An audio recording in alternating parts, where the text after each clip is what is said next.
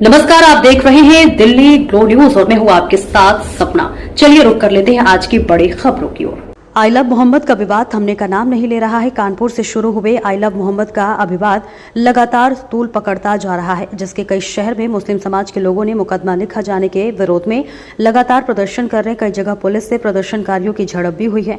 12 वफात के मौके पर कानपुर में आई लव मोहम्मद लिखे गए पोस्टर लगाए गए थे, जिसके बाद पुलिस ने कई लोगों पर मुकदमा दर्ज किया था, जिसका पूरे प्रदेश में लगातार विरोध हो रहा है। ओवैसी भी इस पर ट्वीट कर चुके हैं। उसी क्रम में कानपुर में भी आज समाजवादी पार्टी के तीनों विधायक मोहम्मद हसन भूमि विधायक, अमिताभ वाजपेयी विधायक नसीम सोलंकी ने पुलिस कमिश्नर को उद्यापन देकर मुकदमा वापस लेने की मांग की है।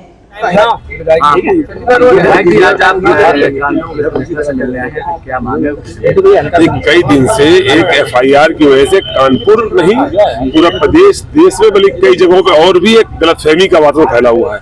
कहीं ना कहीं लोगों के अंदर एक आक्रोश भी है और गलतफहमी भी है, क्योंकि जिस बात पर वो आक्रोश है वो बात सही नहीं है।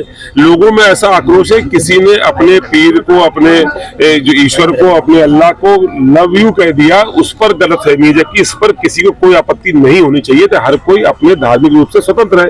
तो गलतफहमी की एफआईआर की वजह से पूरे देश दुनिया में कहीं ना कहीं भ्रांति का माहौल है। हम लोग आज इसलिए आए कि हम लोग पुलिस कमिश्नर से मिले। हम लोगों ने कहा ऐसी एफआईआर जो तथ्यात्मक नहीं है, जिसमें बवाल पेशेवर बवालकर्ताओं की वजह से हुआ है।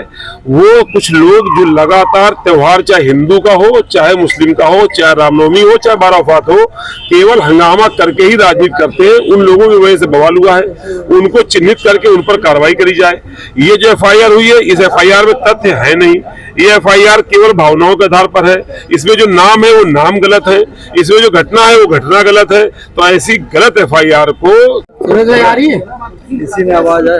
आज आई लव मोहम्मद को लेकर के आप लोगों ने ज्ञापन दिया है, क्या मांग है? देखिए, पिछले दिनों सैयद नगर, रावतपुर के सैयद नगर इलाके के कुछ कट्टरपंथी लोगों ने शांतिपूर्ण जुलूस निकलने के दौरान जो आई लव मोहम्मद का विवाद खड़ा किया था, उसको क्षेत्रीय पुलिस ने बुलाकर एक दिन समझा दिया और मामला शांत हो गया।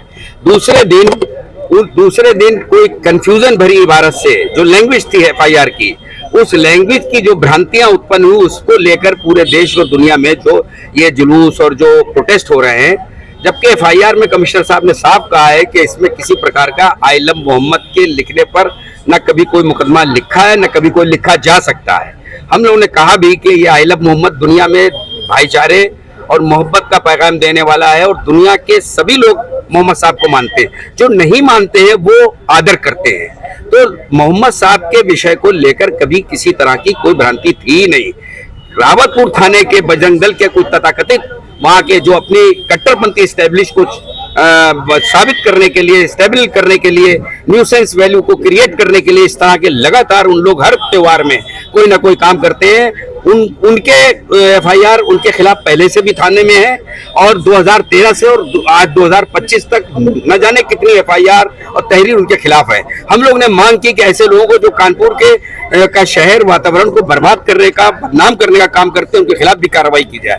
तो आज और इस एफआईआर को क्वैश किया जाए, खत्म किया जाए, ताकि ये जो कंफ्यूजन वाली भ्रांति है ये आगे फ्लोट ना हो। पुलिस ने पहले ही कहा था कि आई लव मोहम्मद को लेकर के एफआईआर नहीं करेगी, उसको लेकर के एफआईआर करेगी, फिर भी लगातार प्रोटेस्ट हो रहे हैं।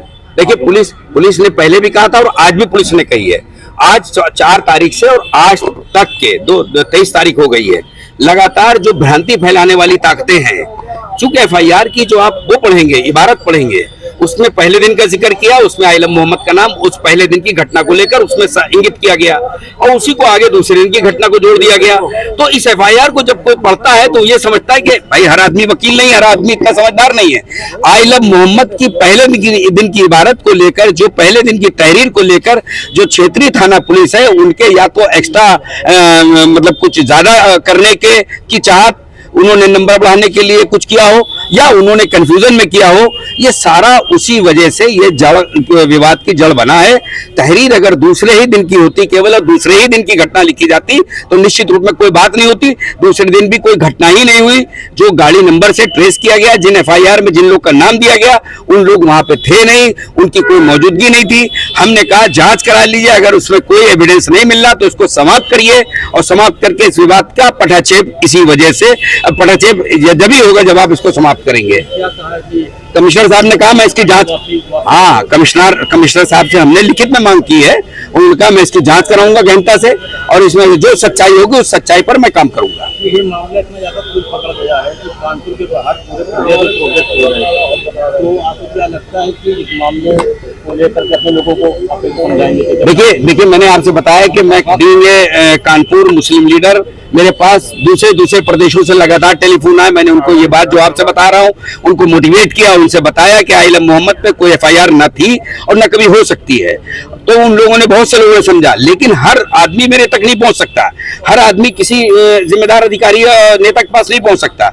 वो तो एक से सुना, दूसरे ने आगे बढ़ाया, तीसरे ने बढ़ाया, तो एक तरीके से ये भेड़ चाल की वजह से ये काम हो रहा है। और जो हमारे प्रदेश और देश के लिए ये कानपुर से उठी हुई न्यूज है, ये इसलिए आज हम लोगों ने सोचा, कमिश्नर साहब से 2-3 दिन से टाइम मांग रहे थे तो बिजी थे वो, आज टाइम मिला कमिश्नर साहब से। इससे पहले जेसीपी साहब से मेरी बात हुई थी, डीसीपी साहब से बात हुई, डीसीपी साहब ने मुझसे कहा कि आइलम जो बात उन्होंने कही वही कमिश्नर साहब कह रहे हैं।